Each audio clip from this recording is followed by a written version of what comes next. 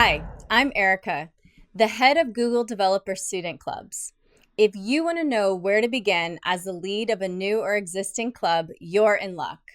I'm here with some of your fellow leads to tell you about the first two tasks that you need to cross off your to-do list, which are to identify a faculty advisor and establish a core team. If you created the first club at your university, this video tells you how to pick your first faculty advisor and core team. If you became the lead of a club that already existed with a faculty advisor and core team, this video is still important to watch because it explains why both entities are so important. One last thing before we get started. Bear in mind that the suggestions you're about to hear from your fellow leads and me are only that, suggestions. That's because every club is different and what works for one may not work for another. With that, let's dive in. First, find a faculty advisor. This step is actually optional, but it's strongly recommended that you do it, if possible, at your university. That's because a faculty advisor can help you establish and maintain your club and guide you through any rules or processes by which your university expects you to abide. A faculty advisor can also tell you how to cooperate with other faculty members, ask other faculty members to promote your club, and get you additional support. Here's how one of your fellow leads chose a faculty advisor. We did pick a faculty advisor. I did this after choosing my core team because I felt their input was important in identifying and picking the right faculty lead.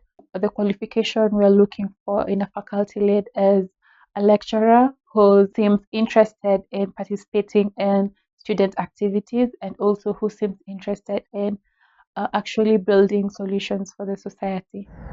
So the first thing I did after I got confirmed as a DSC lead was to reach out to a faculty in order to get the club running and registered in the university.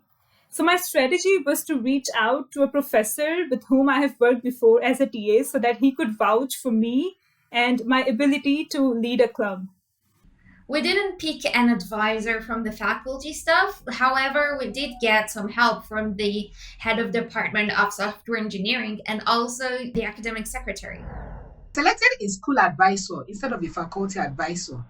In my school, we have a Center for Information Technology and Systems called CITS. And it has always been customary for the GDSE leader on my campus to work directly with the director of CITS.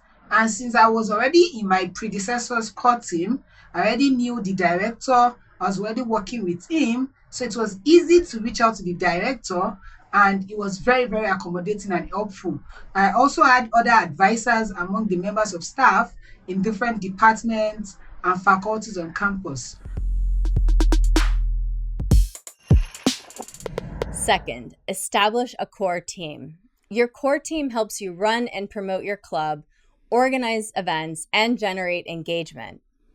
The great thing about your core team is that it requires you to forge relationships with technical and non-technical students, some of whom are probably outside of your world, depending on whether you're a technical or non-technical student. You want to pick 3 to 5 students who can serve the entire time that you're the lead. On the technical side, pick students who can help your club with production, setup, deciding the technical content to share, and even facilitating workshops. On the non-technical side, pick students who can help you promote your club in creative ways. Here's how one of your fellow leads chose a core team. So first, I wanted people who were independent, who could really take the initiative for themselves. So I did this initially through a Google form, which I sent out to different people, and I interviewed them and asked probably how you'd work, maybe getting to know them as well. What are they looking to achieve as a core team member in the DSC program? I also wanted to keep my team small, so it's just easier to manage and I can actually get to know my core team members a lot better. I also wanted to make sure that I didn't limit the core team membership just within my own network. I wanted people who had diverse backgrounds, different countries, different perspectives, so that way we have different ideas brought down to the table. And whether you're studying anthropology or technology or no coding at all, you're able to actually join in and contribute to the core team as well. While choosing my teammates, I made sure that they are the people who can add something to the community and help it grow. I had also taken into account the community experience, volunteer activities, and their willingness. When choosing my core team, I picked schoolmates that I've worked with before because, from my point of view, I felt like the success or the failure of my community highly depended with the kind of team I had. I therefore picked members that I actually understood how they work. When distributing tasks, I divided the roles into two categories, a technical category and a non-technical category. For the technical category, I assigned to members that I felt like they had solid experience or building and working with software and also hardware. For the non-technical category, I gave to members that I felt that had good social skills and also had the power to influence the members of my community.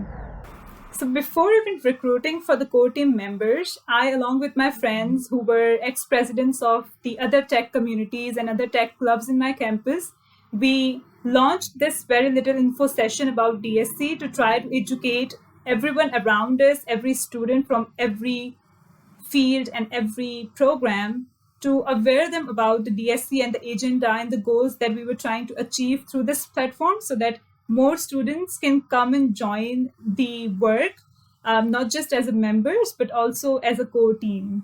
So after the DSC launch session, we got an amazing response from students who wanted to join in the core team. And so we opened as many leads position as we could into the three major categories we could think of, which was management, marketing, and designs and development. So this way we could not only accommodate the CS student or people from the CS background, but also from the business or designs or the electrical. After you pick your faculty advisor and core team, next you need to promote your club and plan and promote its activities. To learn how, watch the next video in the pathway. That does it for this video. Thanks for watching.